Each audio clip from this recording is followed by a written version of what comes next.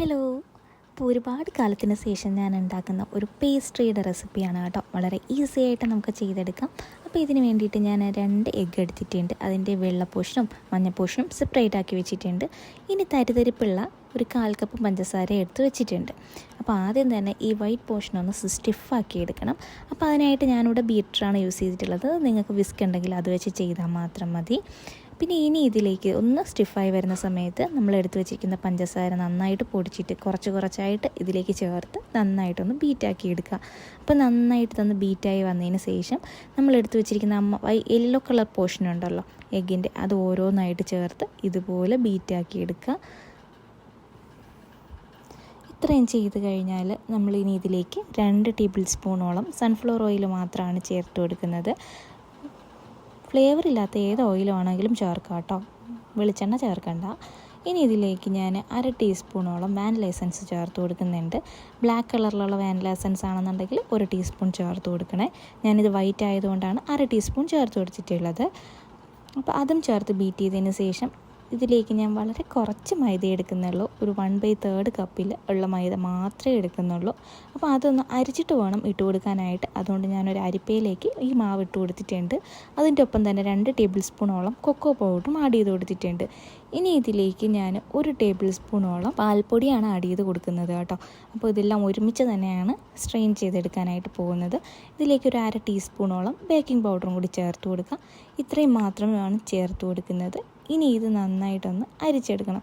കുറച്ചായിട്ട് അരിച്ച് ഈ ബാറ്ററിലേക്ക് ഇട്ടിട്ട് ഇതുപോലെ ഒന്ന് ബീറ്റാക്കി എടുക്കുക. അപ്പോഴേക്ക് പെട്ടെന്ന് നമ്മുടെ പണി കഴിയും കേട്ടോ. അപ്പോൾ ഇങ്ങനെ ചെയ്തെടുക്കുന്നതാണ് കുറച്ച് ഈസി ആയിട്ടുള്ള കാര്യം.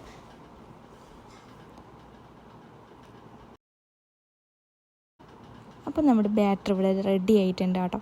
ഇനി ഇതൊരു പാത്രത്തിലേക്ക് മാറ്റുക. അപ്പോൾ റെക്റ്റാങ്കുലർ ഷേപ്പിനുള്ളതോ സ്ക്വയർ ഷേപ്പിനുള്ള പാത്രമായിരിക്കും ഇങ്ങനെ പേസ്ട്രി ഒക്കെ ഉണ്ടാക്കുമ്പോൾ ഏറ്റവും നല്ലത്. അപ്പോൾ എൻ്റെ കയ്യിൽ ഇത് റെക്റ്റാങ്കുലർ ആയിട്ടൊരു ഷേപ്പിനുള്ള പാത്രമുണ്ട്. അപ്പോൾ അതിലേക്ക് ഞാനൊരു ബട്ടർ പേപ്പർ വെച്ച് കൊടുത്തിട്ട് നമ്മുടെ ബാറ്റർ മുഴുവനായിട്ട് ഒഴിച്ചു കൊടുത്തിട്ടുണ്ട്. ബട്ടർ പേപ്പർ ഇല്ലാത്തവർ കുറച്ച് എണ്ണ തൂവിയതിന് ശേഷം ബാറ്റർ ഒഴിച്ചു കൊടുക്കുക. ഇനി ഞാനിവിടെ ഓവനിലാണ് ചെയ്തെടുക്കുന്നത്. 160 ഡിഗ്രി സെൽഷ്യസിൽ 20 മുതൽ 30 മിനിറ്റ് ആ ഒരു റേഞ്ചിൽ വെച്ചപ്പോഴേക്കും എൻ്റെ കേക്ക് നന്നായിട്ട് ബേക്കായിട്ടുണ്ട്. ഇനി അടുപ്പത്തോട്ടാണെങ്കിൽ 10 മിനിറ്റ് പ്രീ ഹീറ്റ് ചെയ്തതിലേക്ക് ഏറ്റവും ലോ ഫ്ലെയിമിൽ ഒരു 20 മിനിറ്റ് കുക്കാക്കുമ്പോഴേക്കും നമ്മുടെ കേക്ക് പെർഫെക്റ്റ് ആയിട്ട് കുക്കായിട്ട് കിട്ടും. അപ്പോൾ അതാ ഇവിടെ കേക്ക് തണുത്തപ്പോൾ ഞാൻ ഈ പേപ്പറെല്ലാം ഒന്ന് മാറ്റിക്കെടുക്കുന്നുണ്ട്. ഇനി ഇതിനാവശ്യമായിട്ടുള്ള വിപ്പിംഗ് ക്രീം ഒന്ന് വിപ്പാക്കി എടുക്കാനായിട്ട് 1/2 കപ്പ് വിപ്പിംഗ് ക്രീമിലേക്ക് 1 ടേബിൾ സ്പൂണോളം കൊക്കോ പൗഡർ ആഡ് ചെയ്ത് കൊടുത്തിട്ട് നന്നായിട്ട് തന്നെ ഒന്ന് വിപ്പാക്കി എടുക്കുക. പല വീഡിയോസിലും വിപ്പ് ചെയ്യുന്നത് കാണിക്കുന്നത് കൊണ്ടാണ് ഇപ്പോൾ ഞാൻ കാണിക്കാത്തത് കേട്ടോ. അപ്പോൾ നന്നായിട്ട് ഇവിടെ വിപ്പാക്കി എടുത്തിട്ടുണ്ട്. ഇനി ഈ കേക്ക് ഇപ്പോൾ നന്നായിട്ട് തന്നെ തണുത്തിട്ടുണ്ട്. തണുത്ത ഈ ഒരു കേക്കിനെ ഞാനിപ്പോൾ 3 ലെയറായിട്ടാണ് കട്ട് ചെയ്തെടുക്കുന്നത്. 2 ലെയർ മതിയെന്നുണ്ടെങ്കിൽ അങ്ങനെയും ചെയ്തെടുക്കാവുന്നതാണ് കേട്ടോ. ഈ ഒരു കട്ടിയിലാണ് ഞാൻ കേക്ക് കട്ട് ചെയ്തെടുക്കുന്നത്.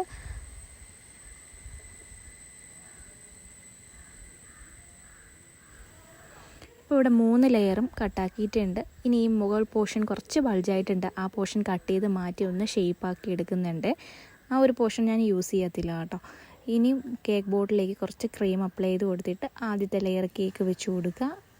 ഇനി ഇതിലേക്ക് കുറച്ച് ഷുഗർ സിറപ്പ്, ഞാൻ നേരത്തെ തന്നെ ഷുഗർ സിറപ്പ് റെഡിയാക്കി വെച്ചിട്ടുണ്ടായിരുന്നു കേട്ടോ. 1/2 കപ്പ് വെള്ളം എടുക്കുക, അതിലേക്ക് 1/4 കപ്പ് ഷുഗർ ചേർത്ത് കൊടുക്കുക. 2 ടേബിൾ സ്പൂൺ മിൽക്ക് മെയ്ഡും കൂടി ആഡ് ചെയ്ത് കൊടുക്കുക. എന്നിട്ട് നന്നായിട്ടൊന്ന് തിളപ്പിച്ചതിന് ശേഷം ഫ്ലെയിം ഓഫ് ചെയ്ത് കൊടുക്കുക.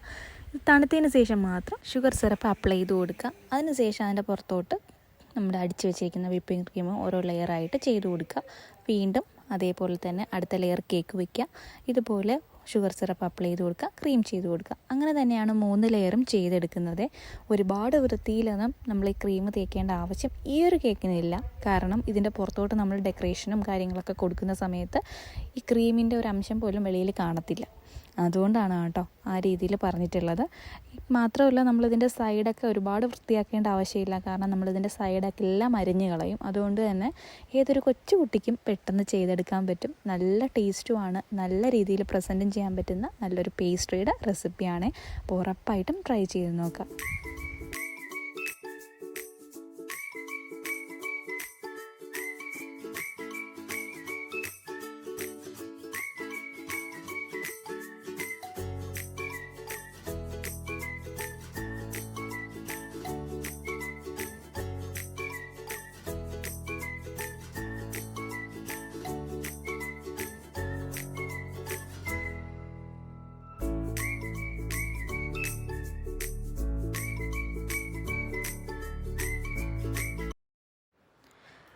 ഇനി ഈ ഒരു കേക്കിനെ ഒന്ന് കട്ടാക്കിയിട്ടെടുക്കണം. അതിനായിട്ട് ഞാൻ ഇവിടെ കത്തി വെച്ചിട്ട് ജസ്റ്റ് ഒന്ന് മാർക്ക് ചെയ്യുന്നുണ്ട്.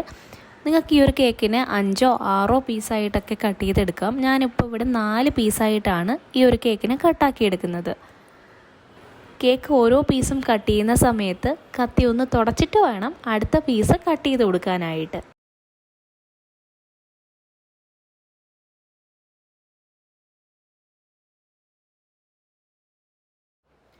ഇനി കട്ട് ചെയ്ത് വെച്ചിരിക്കുന്ന ഓരോ പീസ് കേക്കിൻ്റെ പുറത്തോട്ട് കുറച്ച് ഡാർക്ക് കോമ്പൗണ്ട് ഗ്രേറ്റ് ചെയ്തിട്ട് ഒന്ന് ഇട്ട് കൊടുക്കുക. അപ്പോൾ മുകൾ വശം മുഴുവനും ഒന്ന് കവറായിട്ട് കിട്ടുകയും ചെയ്യും. നല്ല ടേസ്റ്റുമാണ് ഈ ഒരു കേക്ക് കഴിക്കാനായിട്ട്.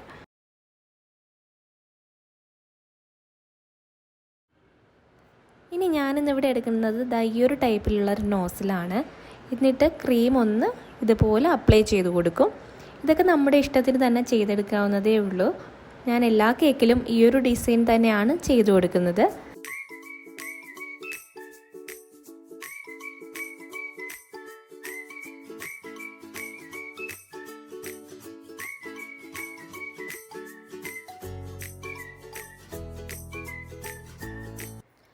അപ്പോൾ ഈ കേക്ക് എല്ലാം റെഡി ആയിട്ടുണ്ട്. അപ്പോൾ എല്ലാവരും ട്രൈ ചെയ്യുക. വീഡിയോ ഇഷ്ടമാവുകയാണെങ്കിൽ ഒന്ന് സബ്സ്ക്രൈബ് ചെയ്തും ലൈക്ക് ചെയ്തും ഷെയർ ചെയ്തും ഒന്ന് സപ്പോർട്ട് ചെയ്തേക്കണേ.